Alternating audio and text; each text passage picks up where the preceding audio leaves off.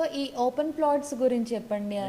Open plots అనేది ఇప్పుడు correct investment అండి. మ్మ్. ఎందుకంటే వేరే స్టేట్లో కూడా గవర్నమెంట్ ఫామ్ అవడం వల్ల మ్మ్. సో అక్కడ డెవలప్మెంట్ పెరుగుతుంది కాబట్టి మ్మ్. ఇప్పటికే 10% రేట్ తగ్గిపోయింది. ఓకే. అంటే ఎగ్జాక్ట్లీ మనం చెప్పలేము, బట్ మార్కెట్ రేట్ అనేది కొంచెం తగ్గుతుంది. మ్మ్. సో ఎక్కడ? తెలంగాణలో. తెలంగాణలో. ఓకే. సో అందుకని this is the right time to purchase. Hmm. Okay. So హ్యాపీగా తెలంగాణలో ఉన్న వాళ్ళందరూ ఓపెన్ ప్లాట్స్ తెలంగాణ ఏంటండి, all over country you can even తెలంగాణలో ఆల్మోస్ట్ ఇన్వెస్టర్స్ అంతా ఫర్ ఎన్ఆర్ఐస్ అండి, మ్యాక్సిమం ఎన్ఆర్ఐస్.